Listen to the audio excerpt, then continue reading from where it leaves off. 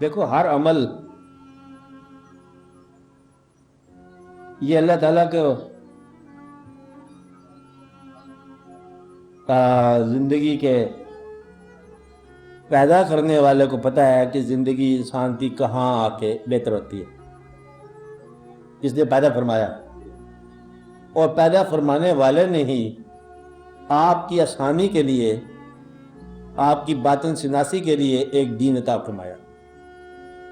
پیدا بھی اس نے فرمایا، خیر شر کی رونقیں بھی اس نے لگائیں، یہ رونقیں ہیں، میلہ ہے، اور آپ کو ایک طرف راستے کی طرف راغب بھی اس نے فرمایا، اور اسی کے بتائے ہوئے راستے سے ہی آپ کے اندر جو ہے وہ نیکی پیدا ہو۔ اس کے علاوہ راستہ نہیں ہے، اللہ بہتر جانتا ہے کہ آپ کے لیے کیا چیز بہتر ہے۔ جب آپ کو حکم دیا، اس حکم کی افادیت، اس کا احسان، آپ کے لیے وہ حکم کیا لائے گا، یہ اللہ کریم کو بہتر معلوم ہے۔ آپ جب حکم مان رہے ہیں تو حکم مانتے مانتے آپ کے اندر عبادت آ گئی، چلو عادت کی عبادت آ گئی کہ یہی ایک چیز عبادت کا ذریعہ، اسی ذریعے میں اگر کہیں آپ کا تعلق باطن کے ساتھ مل گیا تو یہ ساز بن گئی۔ یہ بھی دروازے ہیں حقیقت کے، حوادث خمسہ بھی ہیں، افراد، ہر فرد آپ کے لیے خیر شر کا دروازہ ہے۔ اسی طرح یہ جو عبادت کے ذریعے ہیں، ان کے اندر بھی اللہ تعالیٰ کے تقرب کے درجات ہیں۔ عبادت جب نماز پڑھ رہے ہو تو نماز ان اٹسیلف کچھ نہیں ہے، اللہ کے قریب آنے کے لیے پسندیدہ آپ کی پوز جو ہے وہ عبادت کا ہے۔ ورنہ آپ ہر وقت اللہ کے قریب ہو سکتے ہیں، لیکن اللہ کے تقرب کی انتہائی حالت جو ہے وہ یہ ہے جب آپ سجدہ کر رہے ہوتے ہیں۔ کہ اللہ کریم نے جب ایک دفعہ بڑے شوق سے فرمایا کہ سجدہ کر اور قریب ہو جا، تو یہ دعویٰ ہے سجدہ کرنے سے اللہ کے تقرب کے ملنے کا۔ تو آپ کو سجدہ تو آپ کرتے ہیں، تقرب کبھی ملا کبھی نہیں ملا۔ اگر ایک بار تقرب آپ کا مل گیا تو ساری زندگی مقربین کی زندگی ہوگی۔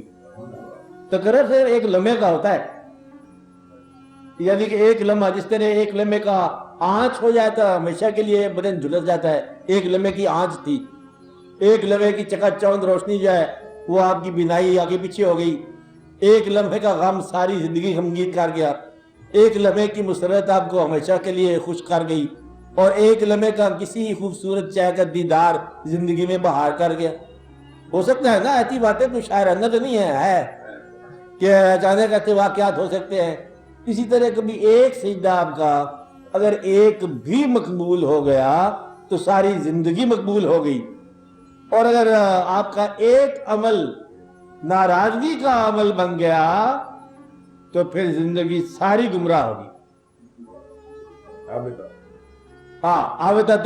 مطلب میں یہ کہہ رہا ہوں کہ اللہ نے جب یہ فرما دیا کہ ہم نے جب کہا وَإِذْ لِلْمَلَائِكَةِ اسْجُدُوا لِآدَمَ فَسَجَدُوا إِلَّا إِبْلِيسَ، بظاہر تو بڑی معمولی سی بات، ہمیں کہا فرشتے سے کہ اس تو سجدہ کرو، سب نے کیا، الا ابلیس نے کیا، ابا واستکبر وکان من الکافرین، وہ کافروں میں سے تھا۔ آپ سے بات سمجھ لیجیے، کسی کو کفر کیا ہم نے اس کو نکال دیا۔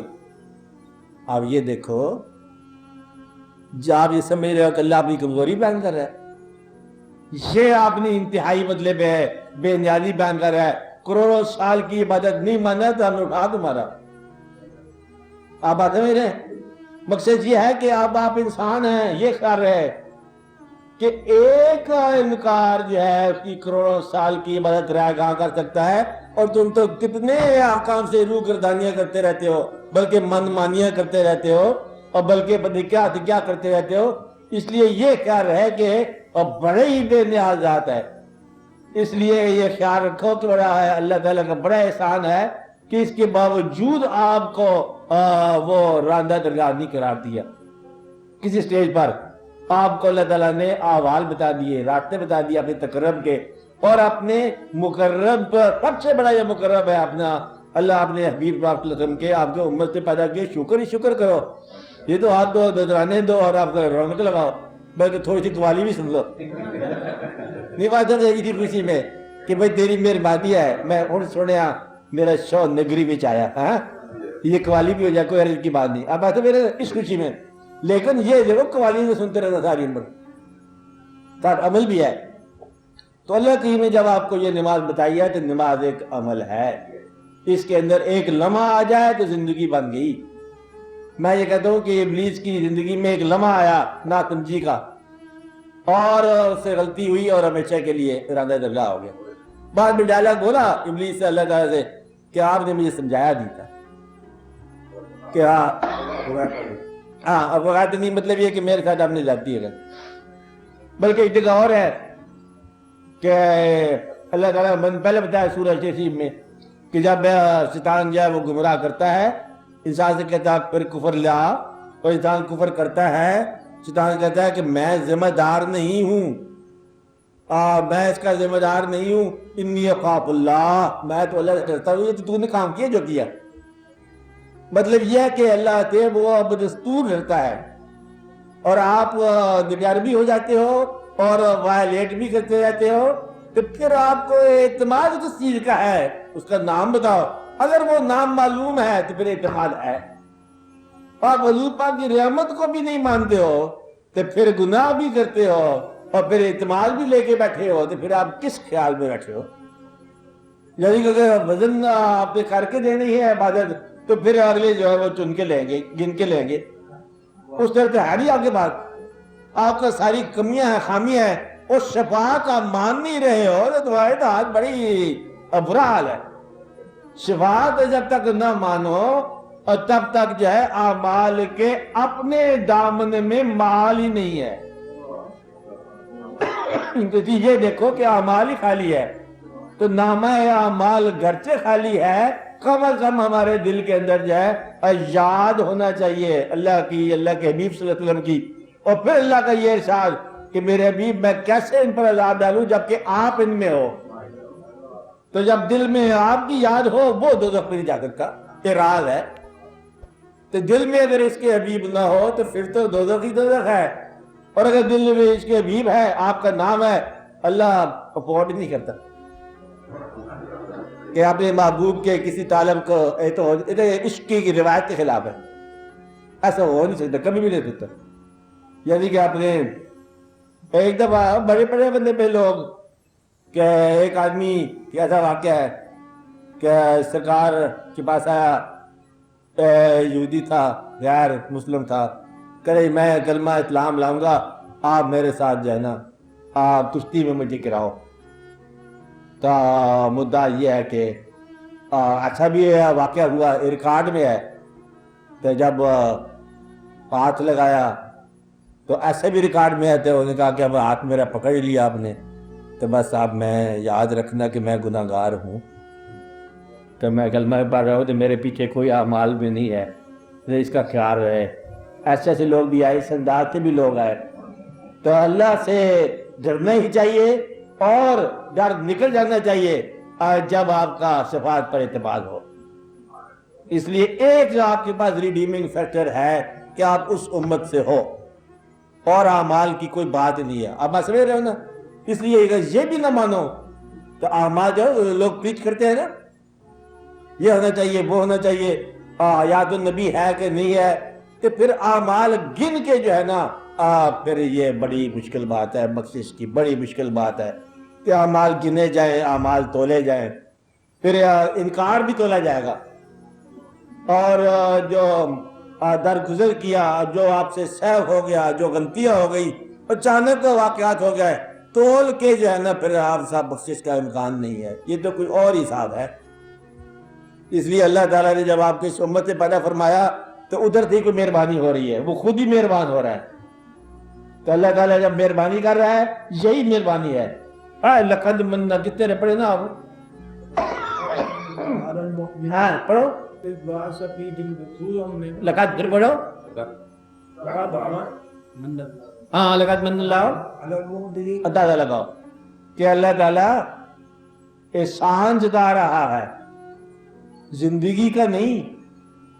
آپ کو بینائیاں عطا کرنے کی بات نہیں ہو رہی ہے اللہ تعالیٰ نے بے شمار چیزیں عطا کی ہیں، جتایا نہیں ہے، ہمیشہ عطا کرتا ہے، یہ جتایا کہ میں احسان کیا مومنوں کے اوپر کہ ان میں نے مبعوث کیا ایسا رسول جو ان کو آیتیں سناتے ہیں اور ان کو تزکیہ کرتے ہیں اور علم و حکمت کی بات بتاتے ہیں اور ان کو تقرب، میرا تقرب عطا فرماتے ہیں۔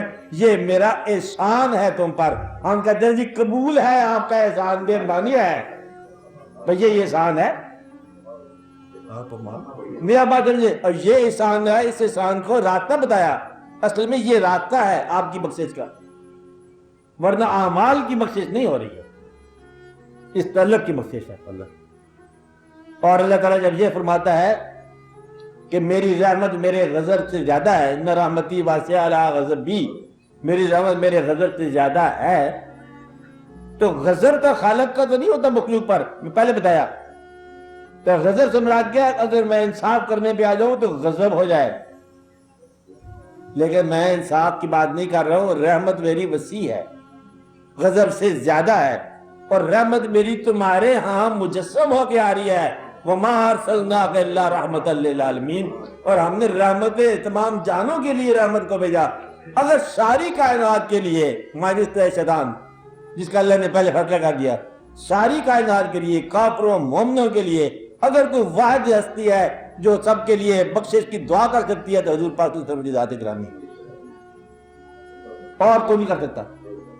کافروں کے لیے بھی مشر ہے، بے خبر ہے، تو تباہی کی دعا مانگو، تو آپ مطلب دعا کر سکتے ہو۔ آپ بات، اس لیے آپ یہ بات دیکھو کہ حضور پاک کی امت سے ہونے والا کسی مسلمان کو دوزخ کی نوید سنا دے تو یہ شخص جو ہے وہ اپنا امت سے فارغ ہونے کا کوئی امکان ہے۔ جس کا مال ہے وہ فیصلہ کرے گا، جس کی امت ہے وہ فیصلہ کریں گے، اور جنہوں نے اس کو اس امت سے پیدا فرمایا یہ وہ فیصلہ کریں گے۔ اللہ جانے اور اللہ کے فطرت سے جانے اور امت جانے، تم کون ہو درمیان بولنے والے؟ موت کے بعد منظر نہیں ہے، موت کے بعد پھر موت ہی ہے، اور اللہ کا ذکر ہے، اللہ کی یاد ہے۔ اس لیے ہم یہیں سے مطلب اللہ کے، ہم ان کے ہیں، ہمارا پوچھنا کیا ہے نا جی بات۔ کیا کہتے ہیں اقبال غالب پہ شعر، وہ کیا ہے غالب؟ ہم ان کے ہیں، ہمارا پوچھنا کیا۔ تو یہ ہے بات آپ کے لیے، دل ہر قطرہ ہے ساز انل بحر، دل ہر قطرہ ہے ساز انل بحر، ہم ان کے ہیں، ہمارا پوچھنا کیا ہے۔ وہ تو ہر قطرہ ساز انل بحر ہے، ہم تو ہیں ہی انہیں کے، وہ تو ہر قطرہ ساز انل بحر ہے، ہم تو ہیں ہی انہیں کے۔ اس لیے یہ آپ کے لیے کبھی اس بات پہ غافل نہ ہونا کہ آپ کا سہارا اور بڑا ہی مہربان اور ہمدرد سہارا اور بڑا ہی شفیق سہارا اور بڑا ہی قوی سہارا آپ کے لیے حضور پاک صلی اللہ علیہ وسلم کی یاد اور آپ کی الفت ہے۔ آپ نے نامہ اعمال پر اتنا بھروسہ نہ کرنا، اور اس بات پہ بڑا بھروسہ، اللہ کی رحمت یا اس کے غضب سے وسیع ہے۔ اس لیے وہ شخص جو آپ کو کسی اعمال کی دعوت دیتا ہے حضور پاک کے اس کے مقابلے میں، تو پھر ذرا آپ برا غائب کرو، سمتھنگ رانگ سمویئر۔ اور اگر عشق بھی ہو اور اعمال بھی ہو تو پھر آپ کا حال بہت اچھا ہے، مبارک کے قابل۔ جیسے کہتا ہے کہ ایمان سلامت ہر کوئی منگا، عشق سلامت کوئی ہو۔ ان کا ایمان تو تم مانگا ہی مانگا، اصل میں عشق سلامت۔ اور ایک دفعہ حضور پاک کے پر بات ہوئی تھی آپ کے ساتھ صحابہ کرام کی، آپ نے پوچھا میری بات تمہیں سمجھ آ گئی ہے؟ صحابہ کرام نے کہا جی آپ کا پیغام سن لیا۔ آپ نے فرمایا کہ یہ بتاؤ پھر ایمان کسے کہتے ہیں؟